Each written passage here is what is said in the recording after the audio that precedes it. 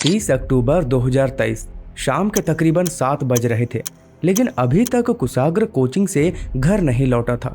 माँ के कई बार कॉल करने पर मोबाइल भी उसका बंद आ रहा था और उसके दोस्तों से बात करने पे माँ को पता चला कि वो तो कोचिंग से अपने समय पे निकल चुका था, लेकिन अभी तक घर भी नहीं लौटा।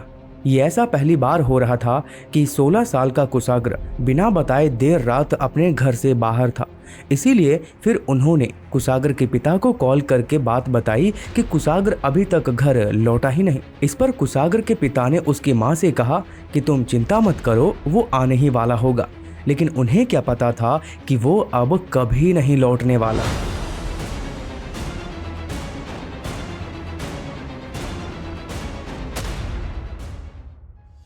फिर काफी इंतजार करने पर भी कुशाग्र घर नहीं लौटा था। समय तकरीबन रात के 8:10 हो रहे थे कि तभी अचानक से उसकी माँ की नज़र बालकनी में पड़े एक लेटर पर पड़ी।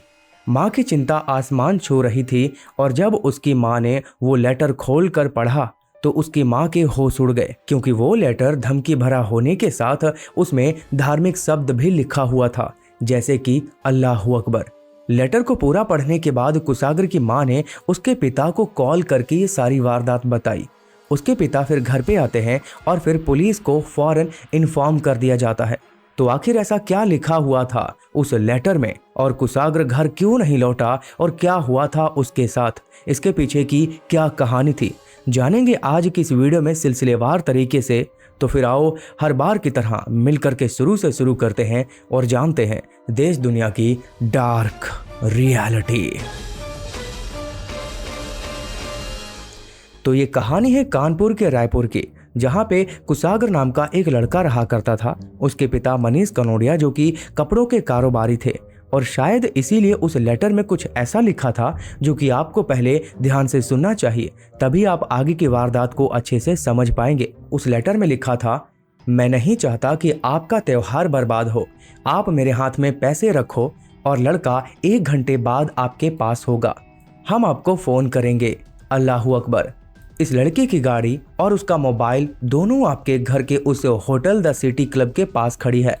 मैं आपका नुकसान नहीं चाहता, आपसे बार बार बोल रहा हूं कि आप घबराओ ना, आप अल्लाह पे भरोसा रखो।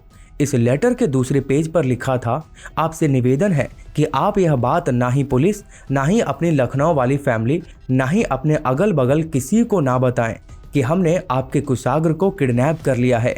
आपके पास 2 या 3 दिन का समय है, आप जल्दी से 30 लाख रुपए का इंतजाम कर लो, और यह बात कहीं भी फैली तो इसके जिम्मेदार आप स्वयं होंगे। आप जल्दी से 30 लाख का इंतजाम करो और अपना बच्चा 1 घंटे बाद घर में देखो, और पैसे लेकर रात में 2 बजे कोका कोला चौराहे पर मिलो, मैं पैसे लेने आऊँगा। जैसे पैसे मेरे हाथ में आएगा ठीक उसके 1 घंटे बाद लड़का आपके घर में होगा, और पैसे की व्यवस्था हो जाए तो घर के चारों तरफ पूजन वाला झंडा लगा देना, मैं देख लूँगा, फिर आपको फ़ोन करूँगा, और कोई भी होशियारी हुई तो उसके जिम्मेदार आप स्वयं होंगे। मेरी नज़र आपके घर पर ही होगी, कोई भी बात बाहर पता चली तो आप ध्यान रखना, और आप बिल्कुल भी ना घबराओ, आपका लड़का सही सलामत घर पहुंच जाएगा, पर उसकी जिम्मेदारी आपके ऊपर है। अब इस लेटर को पढ़ने के बाद ये तो साफ हो चुका था कि आखिरकार कुशाग्र क्यों घर नहीं लौटा, और ध्यान देने वाली बात यहाँ पर यह थी कि इस लेटर में धार्मिक शब्दों का इस्तेमाल हुआ था, जैसे कि अल्लाहू अकबर और वो पूजन वाले झंडे का। शायद किडनैपर इस केस को कुछ अलग ही मोड़ देना चाहता था, जिससे कि घर वालों का ध्यान कहीं और ही चला जाए। ये लेटर पढ़कर कुशाग्र की मां ने उसके पिता और चाचा को फ़ोन करके सारी बात बताई। फिर जल्दी ही वो दोनों घर पे पहुंचे। अब यह मामला काफ़ी संगीन हो चुका था, इसीलिए उनका एक गलत फैसला भी कुशाग्र को भारी कीमत चुकानी पड़ सकती थी।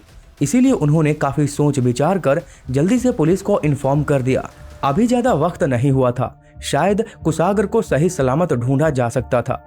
इधर पुलिस आगे की इन्वेस्टिगेशन करना शुरू करती है, साथ में फैमिली वाले भी उसकी तलाश कर रहे होते हैं।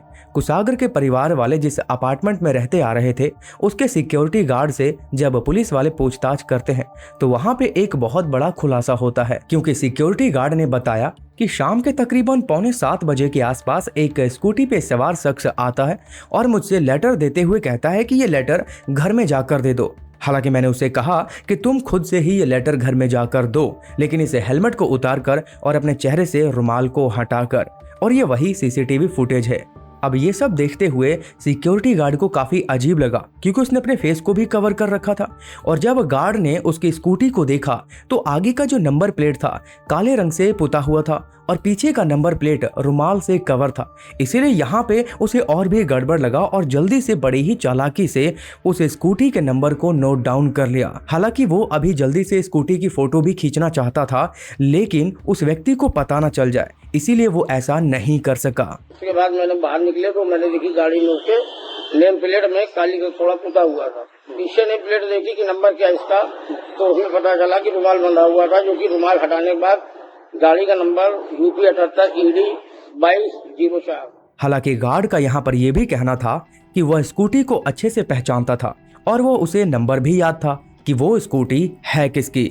और फिर यहीं से एक नाम सामने आता है, रचिता।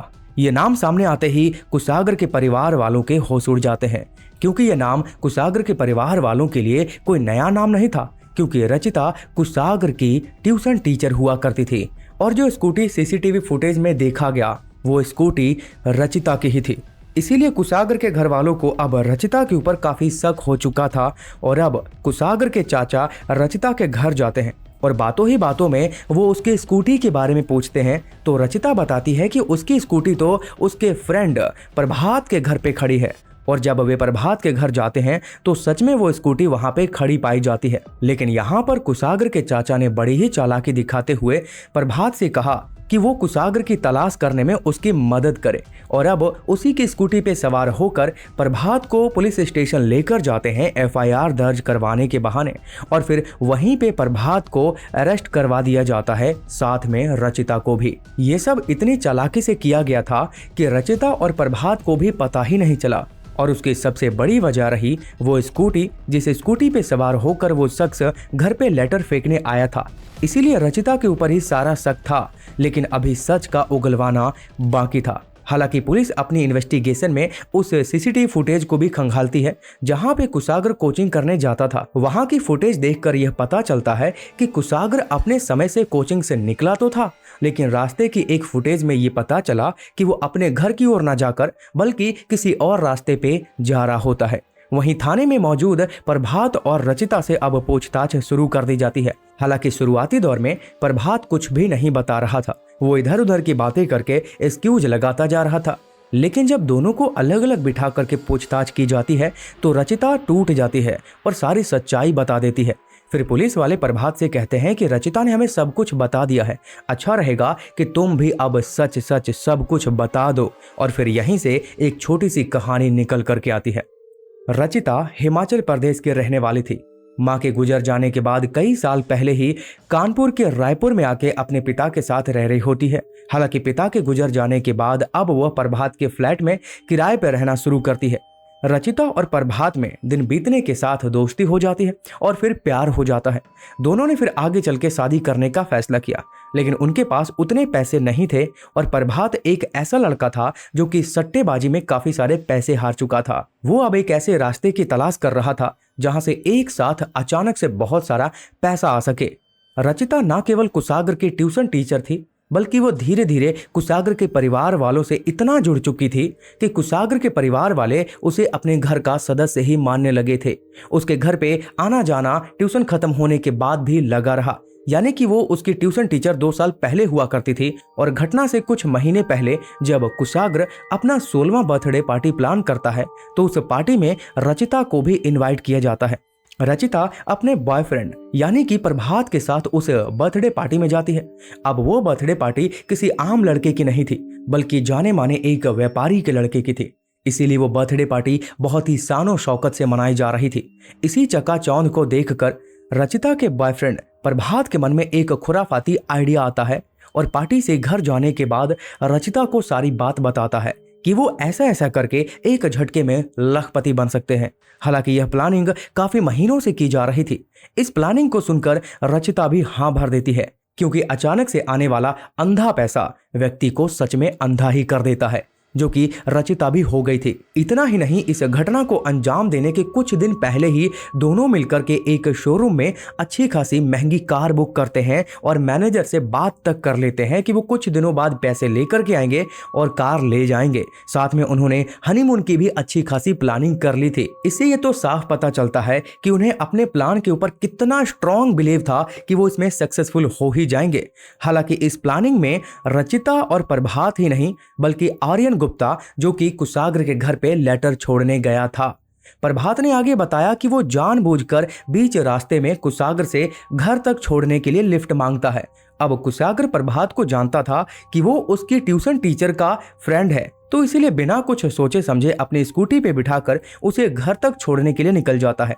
हालांकि उसके घर पे पहुंचने के बाद प्रभात ने कुशाग्र को कोल्ड ड्रिंक ऑफर करते हुए कहा कि तुम घर पे आके कोल्ड ड्रिंक वगैरह पियो, फिर तुम अपने घर चले जाना। फिर जैसे तैसे बोलकर उसे वो अपने घर के अंदर ले जाता है, जहां पे पूरी तैयारी की जा चुकी थी, एक छोटा सा स्टोर रूम जहां पे गद्दा भी बिछा हुआ था। हालांकि घर के अंदर जाते हुए एक सीसीटीवी फुटेज भी बरामद हुआ, जहां पर दोनों उस घर के अंदर जाते हुए दिखाई तो देते हैं, लेकिन कुछ समय बाद घर के बाहर सिर्फ प्रभात ही आता है, क्योंकि प्लानिंग के मुताबिक जब उसे वो घर के अंदर ले गया, कुशाग्र के मुंह में उसने जबरदस्ती कपड़ा ठूंसा और उसके हाथ पैर बांधकर गले में रस्सी लपेटकर उसकी सांसें हमेशा के लिए रोक देता है। और जब पुलिस उस घटना स्थल पर पहुंची और ताला तोड़कर स्टोर रूम को देखा गया, तो सच में वहां का दृश्य काफी भयानक था, क्योंकि वहां पे उसी हालत में जकड़ा हुआ कुशाग्र पाया जाता है।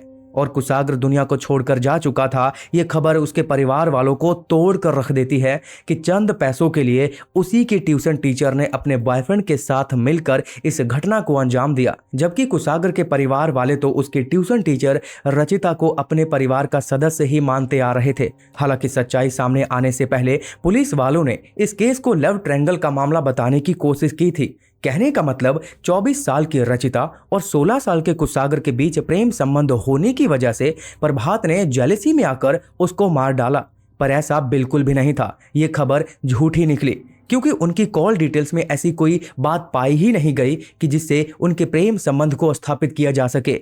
गनीमत रही कि इस अफवाह की सच्चाई समय रहते सामने आ गई, नहीं तो टीआरपी के चक्कर में गुजर चुके कुशाग्र की इज्जत का कितना हनन होता, इस बात का अंदाजा आप खुद ही लगा सकते हैं। यहाँ पे गौर करने वाली बात यह भी है कि अगर उन्हें सिर्फ फिरौती की रकम ही वसूलनी थी तो बेचारे कुशाग्र को मारा ही क्यों, और मारने के बाद वे घर पे लेटर छोड़ने के लिए जाते हैं। इसके पीछे की जो वजह निकल के आई है कि कुशाग्र उनको अच्छे से जानता था, जो कि उसे घर पे लेकर के गया था। अगर वो उसे बाद में पैसे लेने के बाद छोड़ देते तो कुशाग्र बता देता ना कि उसने किडनैप किया था, इसीलिए उसे मार के आगे की प्लानिंग उनकी ये थी कि वो जालंधर भाग जाएंगे। उन्होंने टिकट भी करवा रखी थी कि जैसे ही पैसे मिलेंगे और वो वहां से जालंधर भाग जाएंगे। हालांकि इन तीनों आरोपियों को पकड़ के जेल में डाला जाता है, लेकिन घर वालों की मांग रही कि इन्हें फांसी होनी चाहिए। और मेरा भी आप सबसे यही सवाल है कि ऐसे लोगों को कैसी सजा होनी चाहिए, चाहे वो कानून में सजा है या नहीं। आप अपने हिसाब से भी उस सजा को कमेंट में लिखकर मुझे बता सकते हैं। बाकी हमारी फैमिली का हिस्सा बनने के लिए चैनल को सब्सक्राइब करके बेल आइकन जरूर ऑन करें, जहां पे हम देश दुनिया की डार्क रियलिटी आप सबके सामने लाते ही रहते हैं। और रेगुलर अपडेट के लिए हमारे टेलीग्राम चेकआउट कर सकते हैं और मुझे इंस्टाग्राम पे फॉलो कर सकते हैं। तो फिर मिलते हैं किसी नई वारदात के साथ, तब तक के लिए बने रहें हमारे साथ। जय हिंद।